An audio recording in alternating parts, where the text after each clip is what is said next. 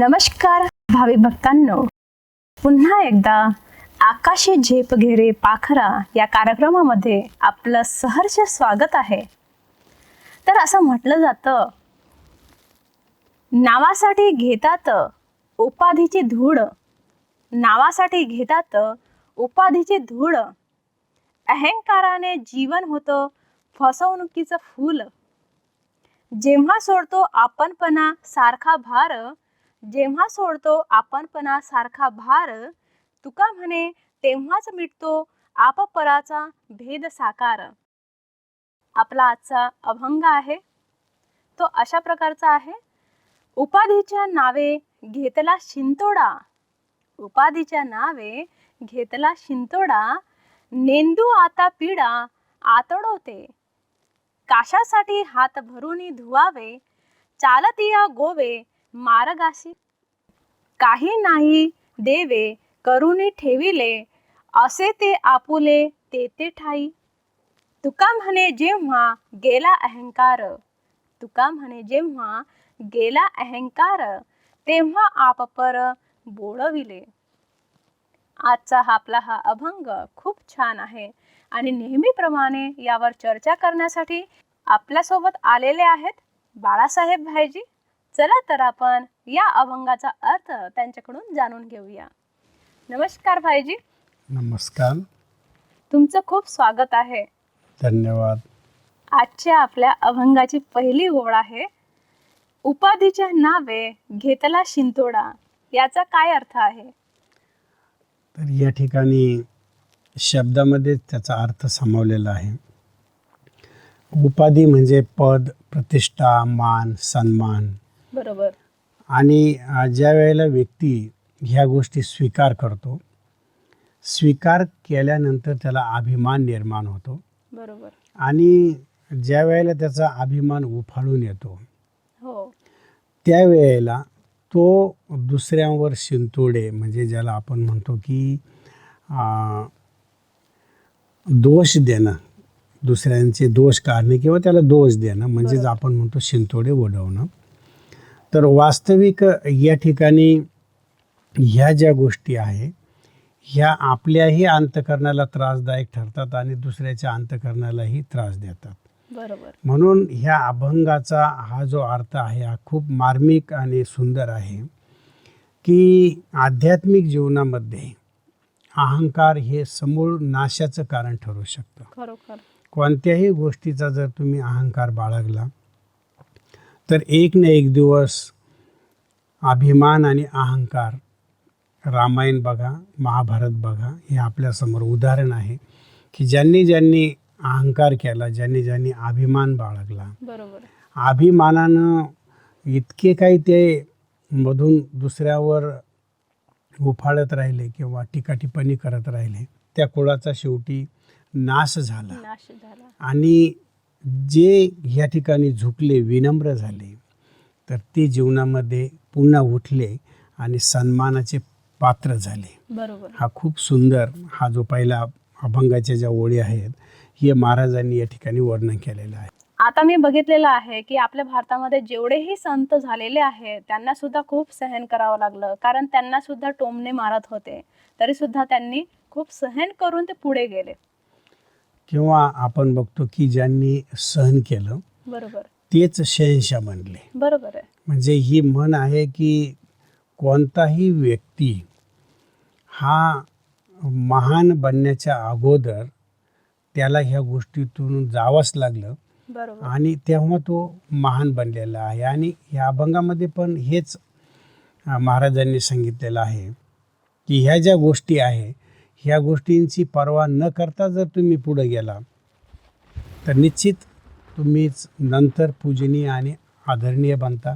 बरोबर. आषाढी एकादश आपण बघतो की आता सध्या येत आहे आणि ज्या तुकाराम महाराजांची आपण पालखी घेऊन लोक आज एवढ्या महाराष्ट्रामधून गावागावामधून या ठिकाणी पंढरपूरला पोहोचतात, आळंदीला जातात, देहूला जातात, तर हे कशाचं? आज आपण बघतो की त्यांचं जे एक महत्त्व आहे किंवा त्यांची जी कीर्ती आहे आज का लोकांच्या मनामध्ये पसरलेली आहे, की त्यावेळेला त्यांनी खूप त्रास काढला, खूप कष्ट काढले आणि ते आज आपण जर बघितलं तर अंतःकरणामध्ये आपल्याला वाटतं की इतके कष्ट कोणी सहन करू शकत नाही आणि ज्यांनी सहन केले तेच संत बनले.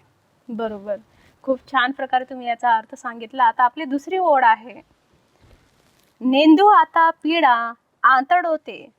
या वाक्याचा काय बरं अर्थ आहे? या ठिकाणी महाराजांना गाथेमधून सांगायचं आहे की ज्या अहंकारामुळं तुम्हाला अंतःकरणामध्ये पीडा होते, अंतःकरणामध्ये जळजळ होते, ती पीडा आता थांबवली पाहिजे. कारण जर ती पीडा आपण थांबवली नाही तर आपल्याला माहिती आहे की एखाद्यानं जर आपला अपमान केला तर आपल्या अंतःकरणामध्ये इतकी काही भयानक जळजळ होते. म्हणजे जसं आपण बघतो की एखाद्याला जर ॲसिडिटी झाली तर त्यावेळेला त्याला किती त्रास होतो. तसंच ही एक मानसिक विकृती आहे की ज्या वेळेला तुम्ही एखाद्याचा अपमान करतात त्याला इतका काही त्रास निर्माण होतो. त्या त्रासाचा परिणाम की तो तुमच्याबद्दल होऊ शकतो की बदला घेण्याची पण भावना त्याच्या मनामध्ये निर्माण होते. म्हणून या ठिकाणी या अभंगामध्ये अशी कोणत्याही प्रकारची भावना न निर्माण होण्यासाठी याला याच ठिकाणी जर आपण संपवलं तर आपल्या मनातली जी जळजळ आहे, दुसऱ्यांच्या प्रती जो त्रास आहे, बरोबर. तो जो त्रास आपण करून घेतो तो या ठिकाणी आपण संपवला पाहिजे, तर आपण पुढं जाऊ शकतो. खूप छान प्रकारे अर्थ सांगितला तुम्ही. आता याची पुढची ओढ आपली आहे. काशासाठी हात भरुणी धुवावे, चालती या गोवे मार्गासी. या ओळीचा काय बरं अर्थ आहे? तर या ठिकाणी महाराजांना सांगायचं आहे की काही काही लोक एक लबाड्या करतात, कृत्रिमरित्या दिखावा करतात आणि तो दिखावा करून आपला स्वार्थ साधून जसं सांगतात की मी त्याला मदत करतो. तर हा जो स्वार्थ हे आध्यात्मिकतामध्ये नको आहे. बरोबर. त्या ठिकाणी त्याचं नुकसानच होतं, अधपतनच होत चालतं. हे या अभंगातून महाराजांना सांगायचं आहे की कृत्रिमपणा मतलब दिखावा ज्याला आपण म्हणतो की हा दिखावा दाखवून आपला स्वार्थ साधायचा आणि आपला प्रतिष्ठा वाढवायची, आपलं नाव पुढं काही काही लोक आपण बघतो की फोटोसाठी म्हणा, देणग्या देताना म्हणा, बरोबर. की पुढं राहतात. त्यांना आणि त्याच्यामध्ये त्यांना वाटतं की माझी पद प्रतिष्ठा वाढेल. जसं तुम्ही आता म्हटलं देणगी देण्यामध्येही सर्वात टॉप मध्ये त्यांचं नाव आलं पाहिजे किंवा त्यांना वाटतं की कुठेतरी आपलं पाहिजे, नाव पुकारलं पाहिजे, बरोबर. नाव घेतलं पाहिजे, नाव छापलं पाहिजे. बरोबर. तर गुप्तदानाचंच महत्त्व आहे.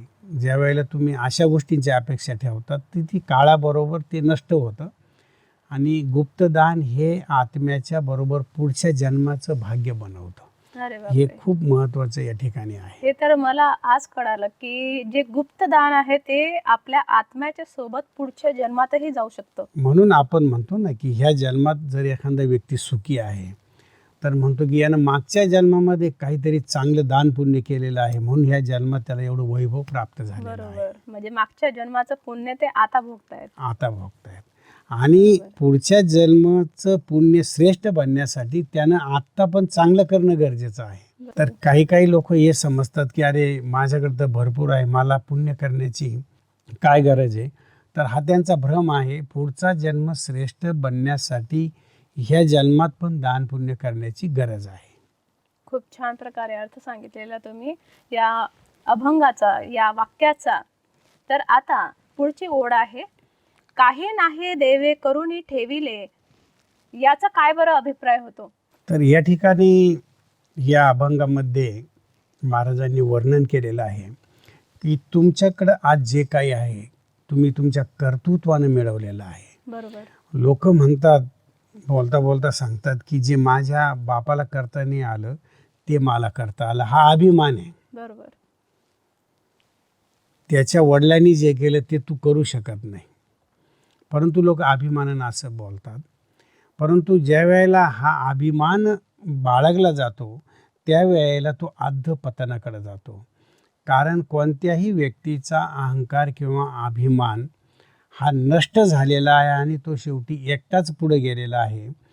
कारण आपण बघतो की अहंकार बाळगून हा अभंगच पूर्ण महाराजांचा अहंकारावर आहे. अहंकार बाळगून तुम्ही आध्यात्मिकतेचं जतन करूच शकत नाही. बरोबर. जर आध्यात्मिकतेच्या खोलीमध्ये जर तुम्हाला उतरायचं तर तुम्ही झुकलं पाहिजे, विनम्र झालं पाहिजे. म्हणून आपण बघतो की ज्या वेळेला मंदिरामध्ये आपण जातो तर त्यावेळेला जो मंदिराचा दरवाजा जो असतो तो थोडा छोटा ठेवला जातो. किंवा आपण शिवाच्या मंदिरामध्ये जर गाभाऱ्यामध्ये जर खाली गेलो तर आपल्या उंची इतका तो दरवाजा नसतो, कुठेतरी त्याची उंची कमी असते.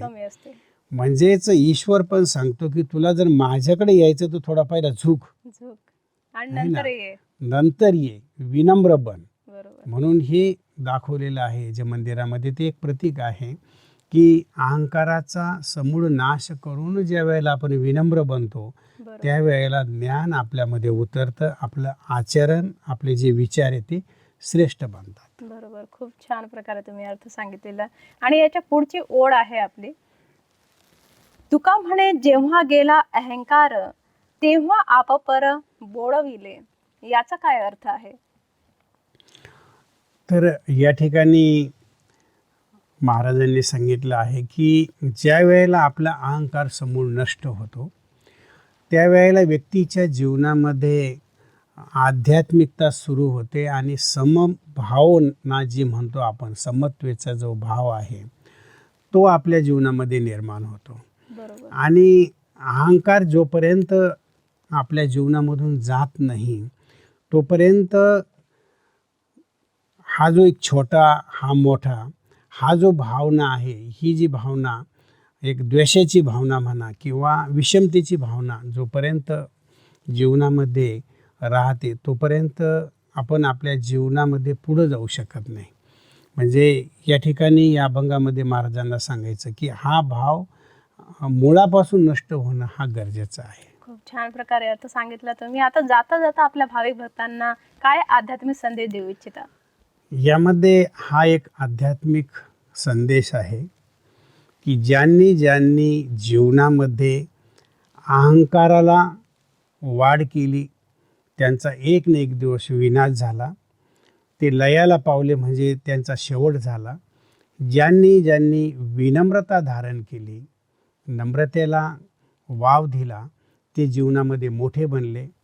म्हणून आपल्याकडं म्हटलं जातं कि जब तूफान आता है और तूफान में जो पेड़ झुक जाता है वो बाद में खड़ा हो जाता है, लेकिन तूफान में जो पेड़ खड़ा रहता है जैसे बांस का पेड़, वो झुकता नहीं है तो जड़ से उखड़ जाता है.